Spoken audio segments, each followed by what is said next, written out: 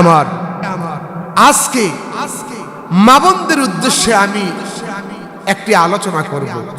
সে আলোচনাটা হলো, ভুলেও আপনি দুটি কথা আপনার স্বামীর কাছে কখনো বলবেন না। ভুল করেও হলো বলবেন না, ইচ্ছা করে তো বলবেনই না। ভুল করে হলো দুটি কথা কখনো আপনার স্বামীর কাছে আপনি বলবেন না। যদি বলেন তাহলে আপনি জাহান্নামী হবেন, আপনি জাহান্নামে যাবেন। নবী পাক সাল্লাল্লাহু আলাইহি ওয়াসাল্লাম মিরাজ করতে গিয়ে দেখে আসছেন। মা বোনেরা একটু ভালো করে শুনেন। অনেক মা বোন আছে আজকে পর্দায় থাকতে চায় না, বেপর্দায় গোটা পৃথিবী আজকে স্তব্ধ করে ফেলেছে। শুধু বেহায়াপনা আর বেপর্দা। দুটি কথা কখনো আপনার স্বামীর কাছে বলবেন না। যদি বলেন আপনি জাহান্নামী হয়ে যাবেন। নবীজি মিরাজ করতে গিয়ে দেখে আসছে একজন মহিলা, তার মাথাটা নিচের দিকে দিয়ে দেওয়া হয়েছে, দুইটা পা উপরে বেঁধে তার উপরে শাস্তি দেওয়া হচ্ছে, আযাব দেওয়া হচ্ছে। রাসূল নিজের চোখে দেখে আসছে। রাসূলের মেরাজ সম্পর্কে আল্লাহ কোরআনে কারীমের সূরা নাজমের 1 থেকে 4 নম্বর আয়াতে কি সুন্দর করে বলতেছে। والنجم إذا هوى ما ضل صاحبكم وما غوى وما ينطق عن الهوى إن هو إلا وحي يوحى। আল্লাহ পাক বলছেন, والنجم إذا هوى, আমি সেই নক্ষত্রের শপথ করছি যখন এটা অস্তমিত হয়ে যায়। মা দাল্লা সাহিবুকুম ওমা গাওয়া, তোমাদের সাথী তোমাদের বন্ধু কখনো পথভ্রষ্ট হয়নি। ওমা ইয়ান্তিকু আনিল হাওয়া ইন হুয়া ইল্লা ওয়াহয়ুন ইউহা, আমার নবী নিজের নফসকে প্রবৃত্তিকে অনুসরণ করে কোনো কথা বলেন না। আমার নবী যা বলে সব ওহীর কথা বলে। সুবহানাল্লাহি বিহামদি। আমার ভাইরা, আমার বন্ধুরা, স্বামী আর স্ত্রীর এই দুইটা মহাব্বত, এটা হলো জান্নাতি নিয়ামত।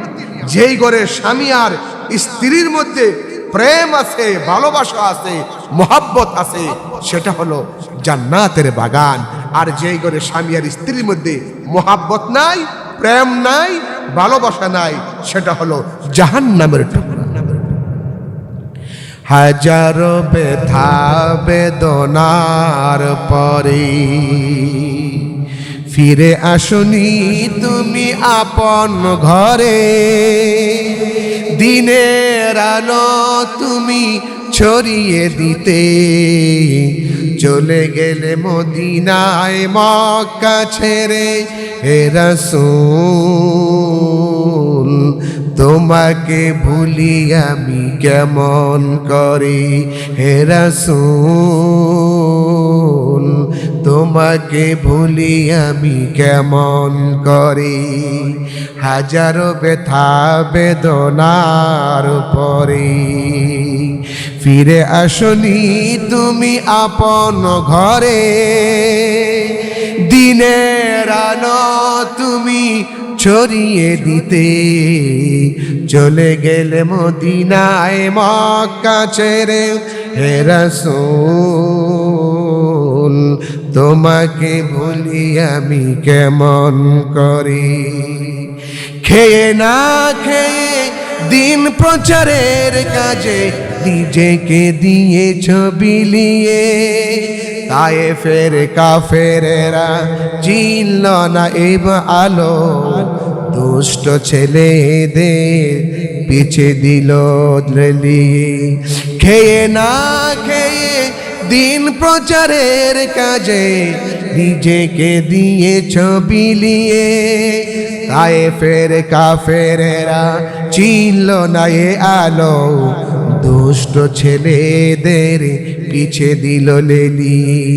পাথরের আঘাতে ক্ষত বিক্ষত হয়ে শরীর থেকে রক্ত ঝরে। হে রাসূল, তোমাকে ভুলি আমি কেমন করে। হাজারো ব্যথা বেদনার পরে ফিরে আসনি তুমি আপন ঘরে। দিনের আলো তুমি ছড়িয়ে দিতে, চলে গেলে মদিনায় মক্কা ছেড়ে। হে রাসূল তোমাকে ভুলি আমি কেমন করি। যে রাসূলকে আমরা বুঝতে পারি না, সেই নবীজি, সেই দয়াল নবী হাদিস শরীফের মধ্যে বলেছেন, আন আনাস ইবনে মালিক রাদিয়াল্লাহু তাআলা আনহু قال قال رسول الله সাল্লাল্লাহু আলাইহি ওয়াসাল্লাম, আল্লাহর হাবিব বলেছেন, আল মারাতু ইযা সাল্লাত খামসাহা ওয়া সামাত ফারাজাহা ওয়া আহসানাত ফুরুজাহা ওয়া আতাআত বালাহা ফালতাদখুল মিন আবওয়াবিল জান্নাতি শাআত। আল্লাহর হাবিব বলে, যেই নারী কয়েকটা কাজ করতে পারবে, এক নাম্বার কাজ হলো 5 ওয়াক্ত নামাজ পড়া, 2 নাম্বারের কাজ হলো রমজান শরীফের রোজা রাখা, 3 নাম্বারের কাজ হলো নিজের সতীত্বকে হেফাজত করা আর পর্দায় থাকা, আর 4 নাম্বারের কাজ হলো স্বামীর মনে সন্তুষ্ট দেওয়া, স্বামীকে খুশি করা আর স্বামীর মনে কোনো অবস্থায় কষ্ট না দেওয়া।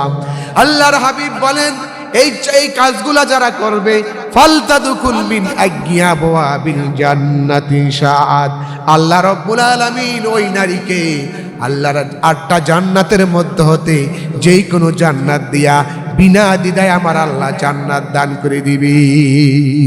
সুবহানাল্লাহি ওয়া বিহামদিহি। আমার ভাইরা, আজকে এই বিষয় নিয়ে আমি কথা বলবো। 2টি কথা আপনি কখনো আপনার স্ত্রীর কাছে বলবেন না, স্বামীর কাছে বলবেন না, স্ত্রী স্বামীর কাছে বলবেন না, বললে আপনি স্ত্রী জাহান্নামী হবেন। সেই কি 2টা কথা আমি একটু পরে আপনাদের খেজমতে বলতেছি। স্বামী আর স্ত্রী কোরআনে কারিমের ভিতরে আল্লাহ রাব্বুল আলামিন সূরা রুমের 21 নম্বর আয়াতের ভিতরে বলতেছে কি সুন্দর করে, وَمِنْ آيَاتِهِ أَنْ خَلَقَ لَكُم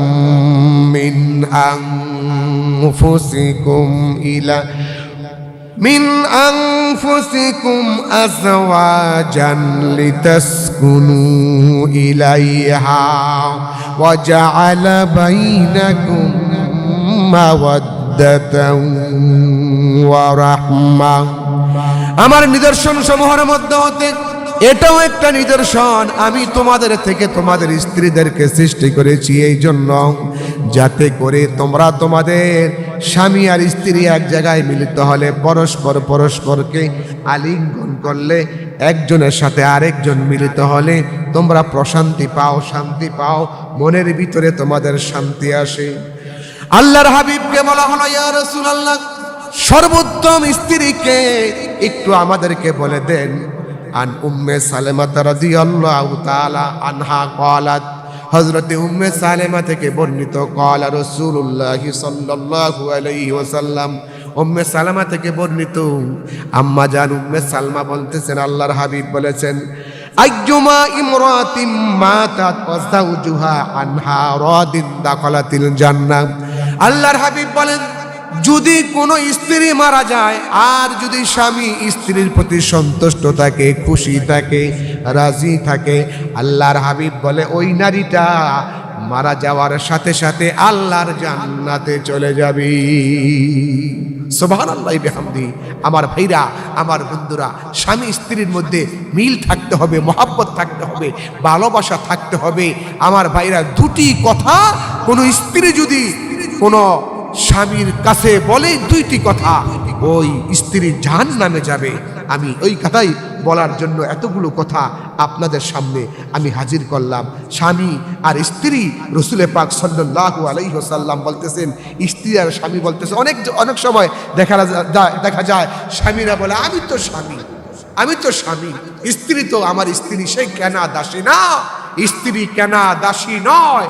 আপনি স্বামী 5,000 টাকার পাঞ্জাবি কিনবেন, 5,000 টাকা দিয়ে আপনি প্যান্ট শার্ট বানাবেন, স্ত্রীকে 500 টাকা দিয়ে আপনি একটা কোনো রকম কাপড় এনে দিবেন না, এটা পারবেন না।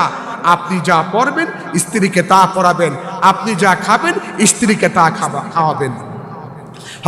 হযরত আবু হুরায়রা রাদিয়াল্লাহু তাআলা আনহুর হাদিস, নাসাই শরীফের হাদিস, আল্লাহর হাবিবের সাহাবী হযরত আবু হুরায়রা হাদিসখানা বর্ণনা করেছেন।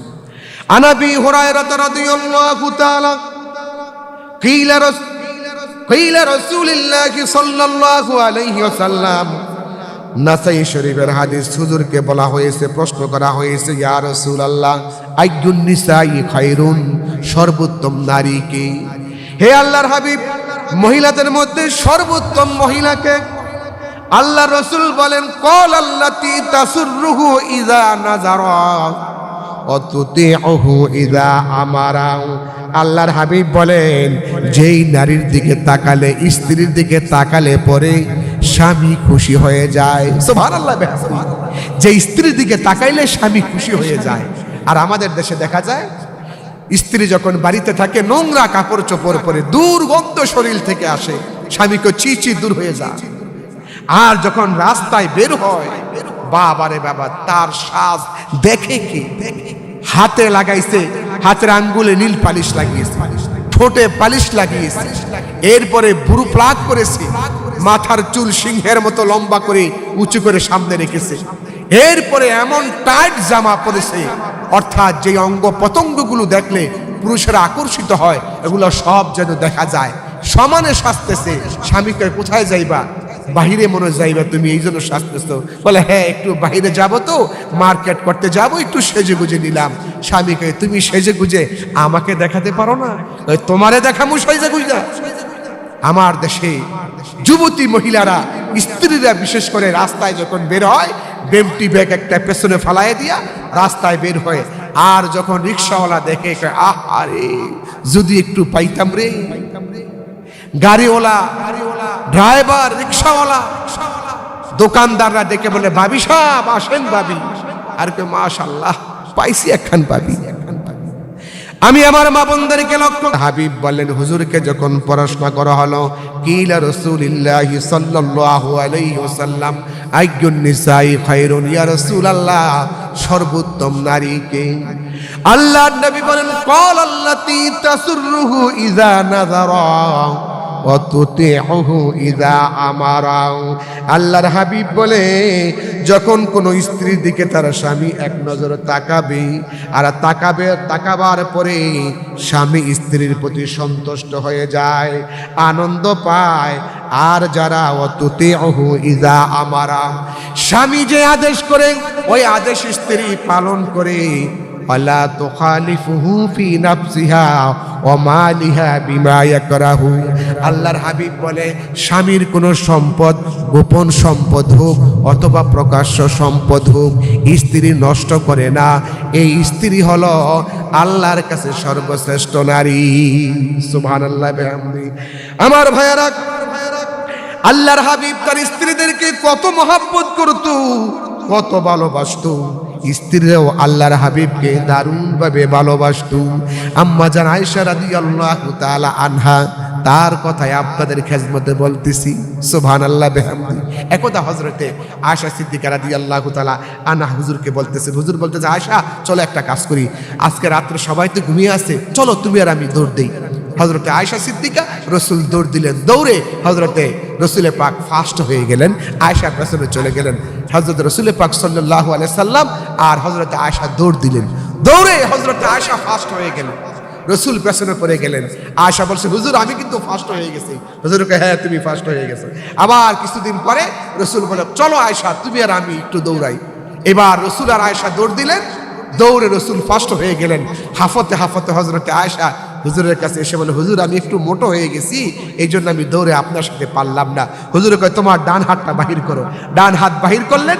আল্লাহর রসুল তার ডান হাতের সাথে হুজুরের ডান হাত লাগায়া বলতেছে, ওই যে গত কিছুদিন আগে তুমি আমাকে পরাজিত করেছিলে, আজকে তার প্রতিশোধ নিয়ে নিলাম। সুবহানাল্লাহ বিহামদি। স্বামী আর স্ত্রীর মধ্যে আল্লাহ পাক কি মহব্বত আর ভালোবাসা দিয়ে দিয়েছে। ভাইরা আমার, আম্মা জান আয়েশা রাদিয়াল্লাহু তাআলা আনহা, একদিন হুজুর বলে, আয়েশা আমি গোসল করব, আমার জন্য গোসলের পানির ব্যবস্থা করো। আম্মা জান আয়েশা গোসলের পানির ব্যবস্থা করলেন। রহমতের নবী, তু জাহানের বাদশা নবী খাটিয়ার মধ্যে বসিয়া গোসল করতেছে, আর হুজুরের পবিত্র মাথা মোবারকের মধ্যে আম্মা জান আয়েশা সিদ্দিকা পানি ঢালতেছে। এক পর্যায়ে নবীজি দেখতেছেন তার শরীর মোবারক থেকে যে পানি প্রবাহিত হচ্ছে, ওই প্রবাহমান পানির সাথে রক্তের ফোঁটাও বের হয়ে যাচ্ছে। আল্লাহর হাবিব ডেকে বলে, আয়েশা রে, পানির মধ্যে রক্তের ফোঁটা কোত্থেকে আসলো? হযরতে আয়েশা সিদ্দিকা রাদিয়াল্লাহু তাআলা আনহা বলছে, ইয়া রাসূলুল্লাহ, আপনি যে তক্তার মধ্যে বসে গোসল করতেছেন, ওই তক্তার তলে আমার পায়ের একটা আঙ্গুল ঢুকে গেছে, ওই আঙ্গুলটা ফেটে তা দিয়া রক্ত বের হয়ে আসতেছে। আল্লাহর হাবিব ডেকে বলে, আয়েশা রে, আঙ্গুল ফেটে গেল, একটু আহা করলে না, কতই না তোমার কষ্ট হয়েছে। হুজুর নেমে গেলেন, আর পাটা হযরতে রাসূল পাক টান দিয়া বাহির করে হুজুর বলে, আয়েশা, কতই না কষ্ট তোমার হয়েছে, তোমার কতই না কষ্ট হয়েছে। নবী তাড়াতাড়ি ব্যান্ডেজ করে দিলেন। আম্মা জান আয়েশা বললেন, ইয়া রাসূলুল্লাহ, এটা তো সামান্য একটা পায়ের আঙ্গুল, তা দিয়া রক্ত বের হয়েছে। আমার স্বামী, আমার রহমতের নবী, আমার দয়াল নবী, তিনি খাটিয়ার মধ্যে বসে আছে। ওই খাটিয়ার তলে যদি আমার কলিজাটা পড়ে যাইতো, কলিজা ফেটে যদি রক্ত বের হয়ে যাইতো, আমি আমার রাসূলকে বসা থেকে দাঁড়াইতে বলতে পারতাম না। সুবহানাল্লাহ বিহামদিহি। আল্লাহর হাবিব বললেন, আয়েশা রে, তোমার পায়ের আঙ্গুল খাটিয়ার ভিতরে চলে গেছে, তুমি আমাকে বললা না, আর আঙ্গুল ফেটে রক্ত বের হয়ে গেছে, একটু আহা হা তুমি আহু আহা করলে না। হযরত আয়েশা বলছে, ইয়া রাসূলুল্লাহ, এটা তো সামান্য পায়ের আঙ্গুল, আমি আয়েশার কলিজা যদি এই তক্তার নিচে পড়ে যাইতো, আর কলিজা ফেটে যদি রক্ত বের হয়ে যাইতো, আমার রাসূলকে আমি উঠতে বলতে পারতাম না। সুবহানাল্লাহ। আমার ভাইরা, স্বামী স্ত্রীর মহব্বত, এটা হলো জান্নাতি নিয়ামত। আমি বলেছিলাম, দুইটা কথা কোনোদিন আপনার স্বামীর কাছে বলতে পারবেন না, যদি বলেন তাহলে আপনি জাহান্নামী হবেন। একটা কথা হলো, স্বামীকে কখনো কটু বাক্য বলতে পারবেন না, স্বামীকে কখনো গালিগালাজ করতে পারবেন না। গালি দিয়া, দমক দিয়া, অহংকারের বশবর্তী হয়ে আপনার স্বামীর সঙ্গে কথা বলতে পারবেন না। স্বামীর সামনে আপনি মেজাজ গরম করতে পারবেন না, কোনো কটু কথা আপনি আপনার স্বামীকে বলতে পারবেন না। আর 2 নম্বর, স্বামীর কোনো গোপন কথা বান্ধবীদের কাছে আপনি বলতে পারবেন না। কোন মহিলা আছে, গিয়ে বলে, ও বান্ধবী, তোর স্বামী কত ভালো, আমার স্বামী ভালো না, তোর স্বামী অনেক ভালো। কই কেমন ভালো? কই তোর স্বামী তোরে 10,000 টাকা দিয়া কাপড় কিনে দেয়, 3 পিস কিনে দেয়, তোর জন্য 50,000 টাকা দিয়া হীরার আংটি এনে দেয়, আর আমার স্বামী 5,000 টাকা আমার জন্য খরচ করে না। আমার মা বোনেরা, আপনার স্বামীর সামর্থ্য নাই, এই জন্য দিতে পারে না। এই কথা যদি কোনো বেগানা মহিলার কাছে, আপনার বান্ধবীর কাছে বলেন, তাহলে আপনার স্বামী শুনে মনে কষ্ট পাবে, আর স্বামীকে অশ্লীল গালিগালাজ করলে স্বামী কষ্ট পাবে। এই 2টা কথা যদি আপনার স্বামীর কানে যায়, আল্লাহর জান্নাতে কোনোদিন আপনি যেতে পারবেন না। আল্লাহ সকল নারীকে এই 2টি কাজ, এই 2টি কথা স্বামীকে বলে মনে কষ্ট যেন না পায় স্বামী, এবং এই নারীরা যেন আল্লাহর জান্নাতে যেতে পারে, আল্লাহ সেই তৌফিক দান করুন। আমরা সবাই পড়ি আমিন।